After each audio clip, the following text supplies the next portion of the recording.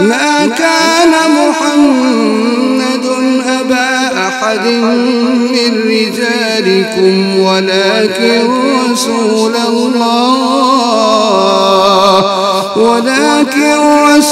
الله وخاتم النبيين وكان الله بكل شيء عليما. بسم الله الرحمن الرحيم. يا أيها النبي اتق الله ولا تطع الكافرين والمنافقين إن الله كان عليما حكيما واتبع ما يوحى إليك من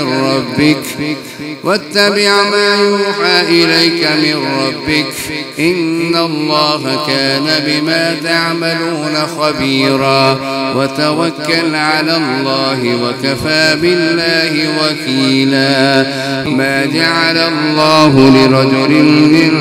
قلبين في جوفه وما جعل أزواجكم اللائي تظاهرون منهن أمهاتكم وما جعل أدعياءكم أبناءكم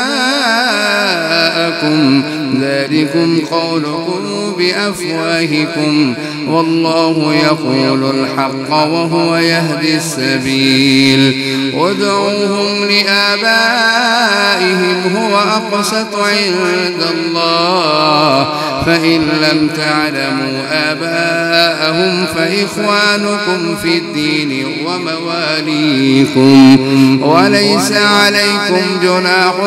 فيما أخطأتم به ولكن تعمدت قلوبكم وكان الله غفورا رحيما. النبي أولى بالمؤمنين من أنفسهم وأزواجه أمهاتهم وأولو الأرحام بعضهم أولى ببعض في كتاب الله من المؤمنين والمهاجرين إلا أن تفعلوا إلى أوليائكم معروفا كان ذلك في الكتاب مسطورا. وإذ أخذنا من النبيين ميثاقهم ومنك ومن نوح وإبراهيم وموسى وعيسى ابن مريم وأخذنا منهم ميثاقا غليظا ليسأل الصادقين عن صدقهم وأعد للكافرين عذابا أليما. يا أيها الذين آمنوا اذكروا نعمة الله عليكم إذ جاءتكم جنود فأرسلنا عليهم ريحا وجنودا لم تروها فأرسلنا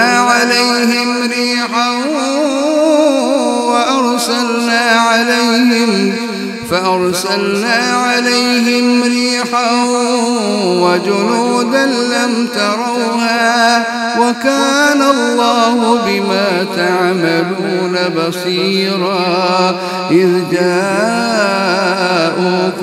من فوقكم ومن أسفل منكم وإذ زاغت الأبصار وبلغت القلوب الحناجر وتظنون بالله الظنونا. هنالك ابتلي المؤمنون وزلزلوا زلزالا شديدا. وإذ يقول المنافقون والذين في قلوبهم مرض ما وعدنا الله ورسوله إلا غرورا. وإذ قالت طائفة منهم يا أهل يثرب لا مقام لكم فارجعوا ويستأذن فريق منهم النبي يقولون إن بيوتنا عورة وما هي بعورة إن يريدون إلا فرارا ولو دخلت عليهم من أقطارها ثم سئلوا الفتنة لآتوها وما تلبثوا بها إلا يسيرا ولقد كانوا عاهدوا الله من قبل لا يولون الأدبار وكان عهد الله مسؤولا قل لن ينفعكم الفرار إن فررتم من الموت أو القتل وإذا لا تمتعون إلا قليلا قل من ذا الذي يعصمكم من الله إن أراد بكم سوءا أو أراد بكم رحمة ولا يجدون لهم من دون الله وليا ولا نصيرا قد يعلم الله المعوقين منكم والقائلين لإخوانهم هلم إلينا ولا يأتون البأس إلا قليلا أشحة عليكم فإذا جاء الخوف رأيتهم تدور أعينهم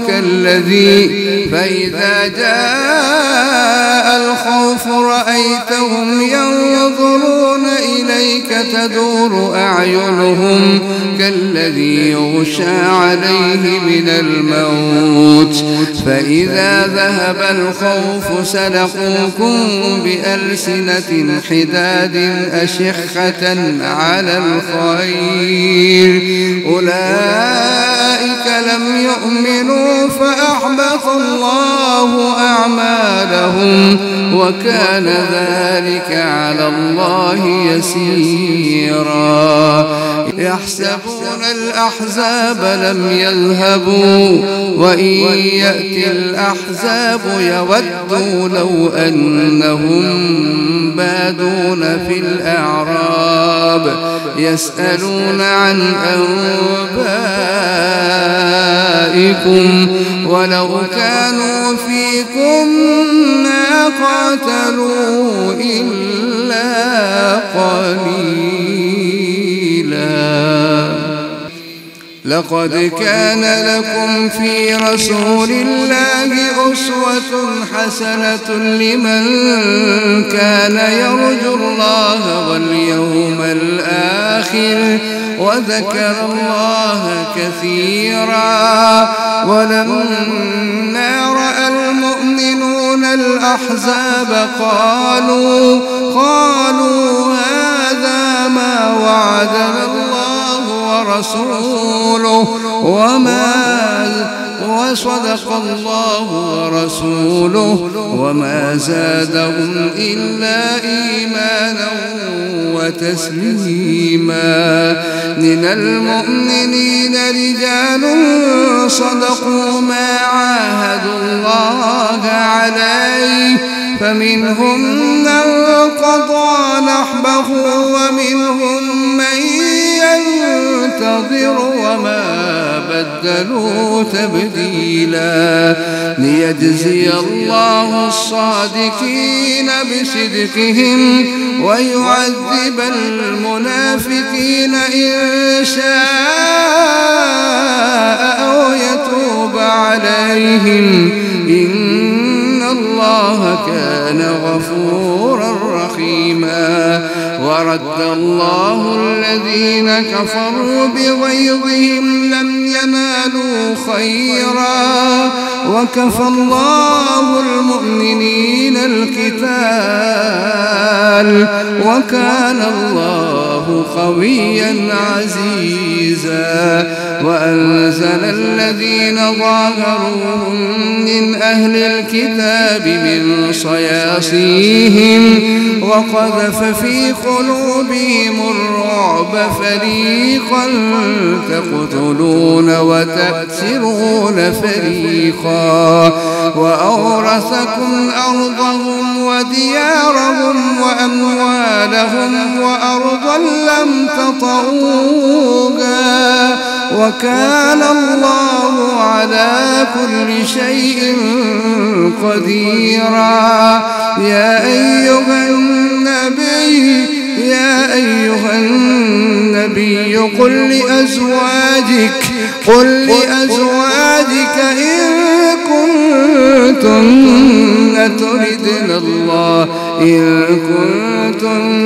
تردن الحياة الدنيا وزينتها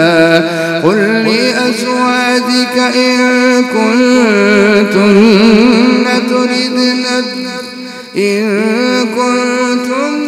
تردن الحياة الدنيا قل لأزواجك إن كنتن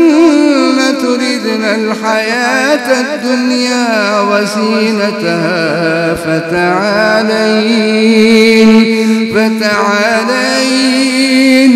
فتعالين أمتعكن وأسرحكن سراحا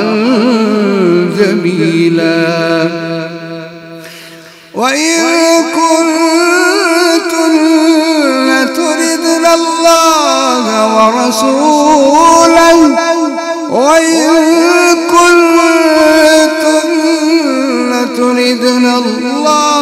ورسوله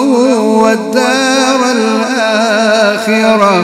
فإن الله أعد للمحسنات منكن أجرا عظيما. يا نساء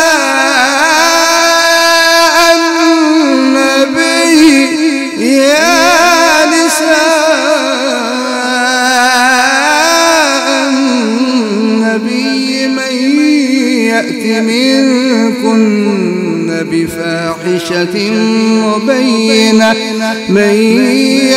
منكن بفاحشة مبينة يضاعف لها العذاب ضعفين وكان ذلك على الله يسيرا. ومن يقنت منكن لله ورسوله وتعمل صالحا نؤتها أجرها مرتين وأعتدنا لها رزقا كريما. يا نساء النبي لستن كأحد من النساء إن اتقيتن فلا تخضعن بالقول فيطمع الذي في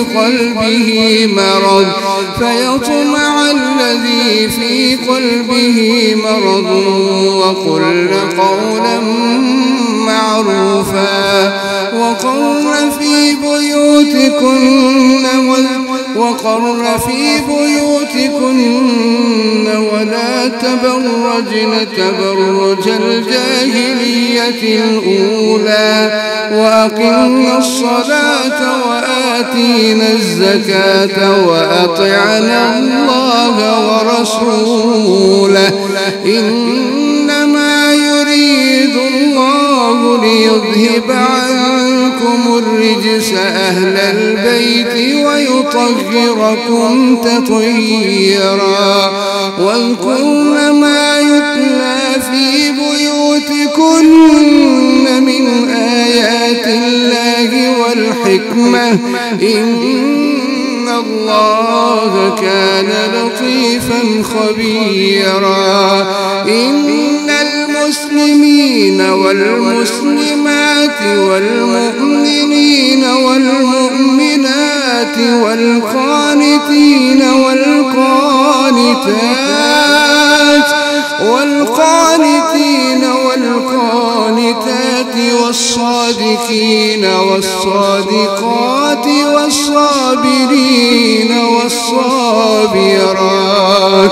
والخاشعين والخاشعات والمتصدقين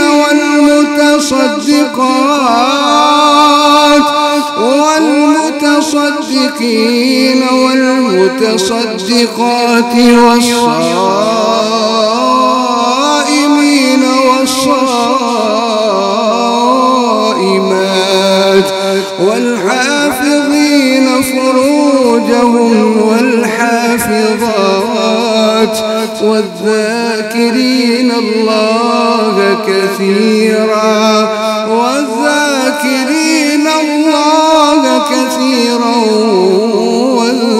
والذاكرات أعد الله لهم مغفرة وأجرا عظيما. وما كان لمؤمن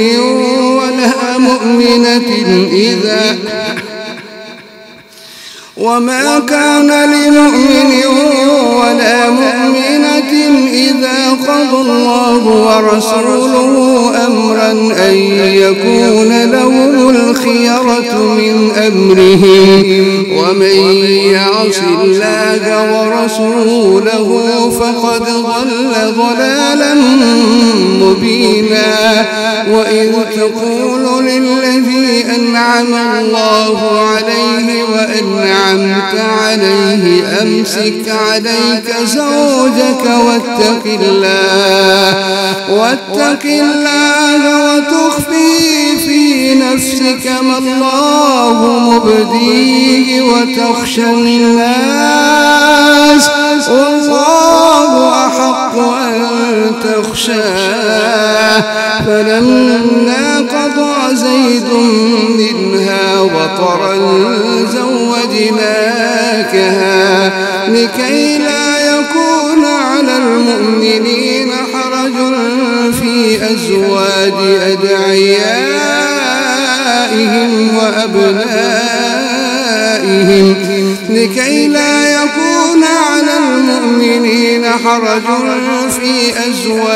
أدعيائهم إذا قضوا منهن وطرا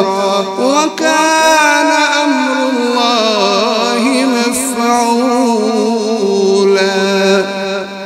ما كان على النبي من حرج فيما فرض الله له سنة الله في الذين خلوا من قبل وكان أمر الله قدرا مقدورا. الذين يبلغون رسالات الله ويخشونه ولا يخشون أحدا إلا الله وكفى بالله حسيبا. ما كان محمد أبا أحد من رجالكم ولكن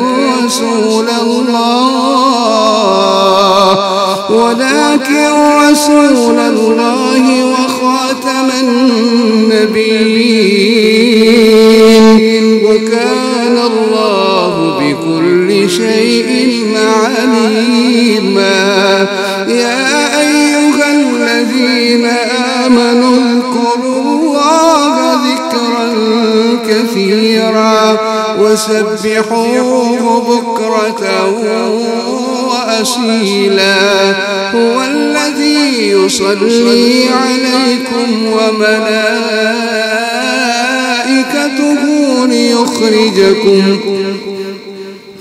ليخرجكم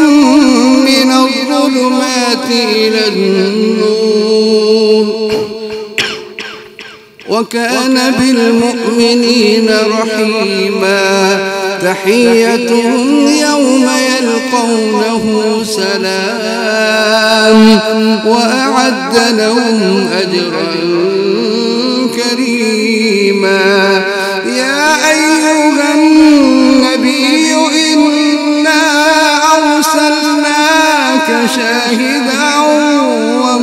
مبشرا ونذيرا وداعيا إلى الله بإذنه وسراجا منيرا وبشر المؤمنين بأن لهم من الله فضلا كبيرا ولا تطع الكافرين والمنافقين ودع أذاهم وتوكل على الله وتوكل على الله وتوكل على الله وكفى بالله وكيلا. يا أيها الذين آمنوا إذا نكحتم المؤمنات ثم طلقتموهن من قبل أن تمسوهن فما لكم عليهن من عدة تعتدونها فمتعوهن وسرحوهن سراحا جميلا. يا أيها النبي إنا أحللنا لك أزواجك اللاتي آتيت أجورهن وما ملكت يمينك مما أفاء الله عليك وبنات عمك وبنات عماتك وبنات خالك وبنات خالاتك اللاتي هاجرن معك وامرأة مؤمنة إن وهبت نفسها للنبي إن أراد النبي أن يستنكحها خالصة لك من دون المؤمنين. قد علمنا ما فرضنا عليهم في أزواجهم وما ملكت أيمانهم لكي لا يكون عليك حرج. قد علمنا ما فرضنا عليهم في أزواجهم وما ملكت أيمانهم لكي لا يكون عليك حرج وكان الله غفورا رحيما. ترجي من تشاء منهن وتؤوي إليك من تشاء ومن ابتغيت ممن عزلت فلا جناح عليك ذلك أدنى أن تقر أعينهن ولا يحزن ويرضين بما آتيتهن كلهن والله يعلم ما في قلوبكم وكان الله عليما حليما. لا يحل لك النساء من بعد ولا أن تبدل بهن من أزواج ولو أعجبك حسنهن إلا ما ملكت يمينك وكان الله على كل شيء رقيبا. يا أيها الذين آمنوا لا تدخلوا بيوت النبي إلا أن يؤذن لكم إلى طعام غير ناظرين إناه ولكن إذا دعيتم فادخلوا فإذا طعمتم فانتشروا ولا مستأنسين لحديث إن ذلكم كان يؤذي النبي فيستحيي منكم والله لا يستحيي من الحق. وإذا سألتموهن متاعا فاسألوهن من وراء حجاب ذلكم أطهر لقلوبكم وقلوبهم وما كان لكم أن تؤذوا رسول الله ولا أن تنكحوا أزواجه من بعده أبدا إن ذلكم كان عند الله عظيما إن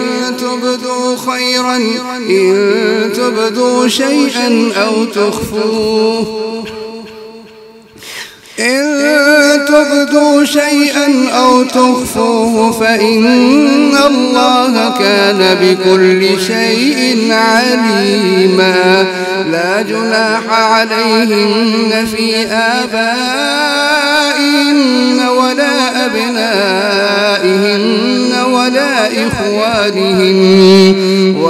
إخوانهن ولا أبناء إخوانهن ولا أبناء أخواتهن ولا أبناء إخوانهن ولا أبناء أخواتهن ولا نسائهن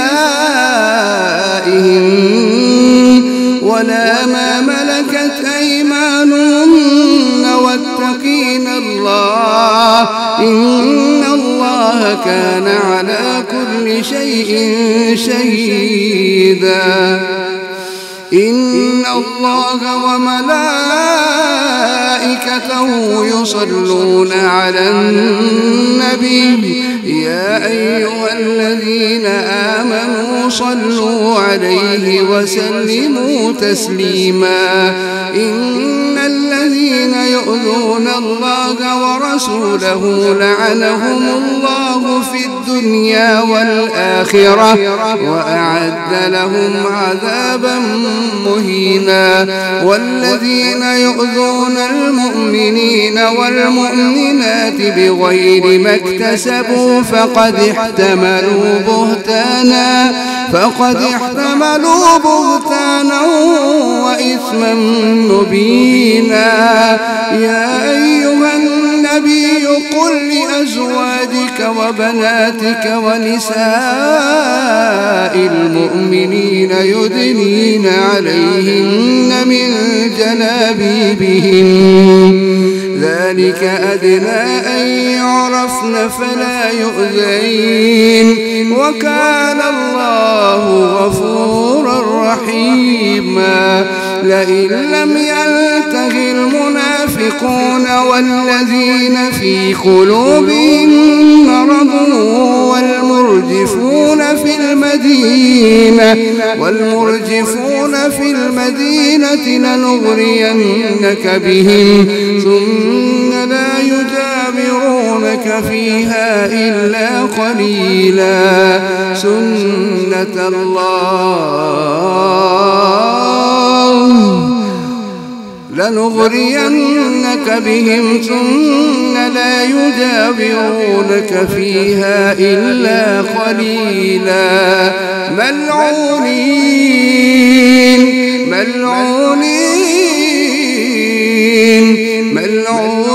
أينما سكفوا أخذوا وقتلوا تقتيلا سنة الله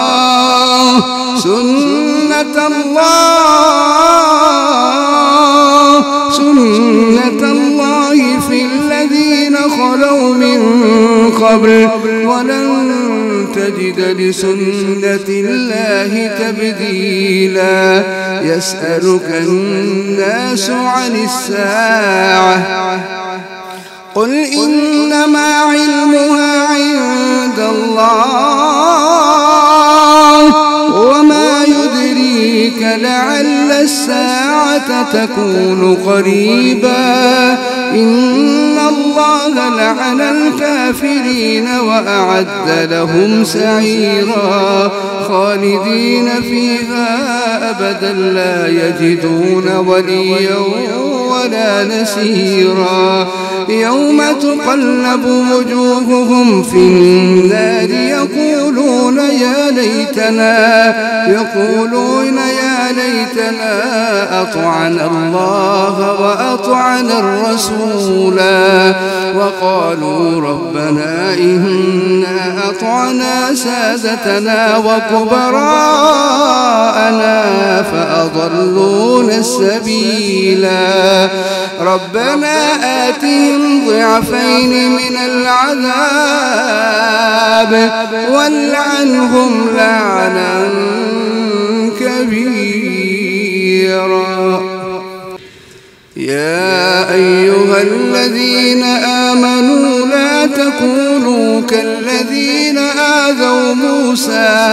لا تكونوا كالذين آذوا موسى فبرأه الله مما قالوا وكان عند الله وجيها يا أيها الذين آمنوا اتقوا الله وقولوا قولا سديدا يصلح لكم أعمالكم ويغفر لكم ذنوبكم ومن يطع الله ورسوله فقد فاز فوزا عظيما إنا عرضنا الأمانة على السماوات والأرض والجبال فأبين أن يحملنها وأشفقن منها وحملها الإنسان إنه كان ظلوما جهولا ليعذب الله المنافقين والمنافقات والمشركين والمشركات ويتوب الله على المؤمنين والمؤمنات وكان الله غفورا رحيما.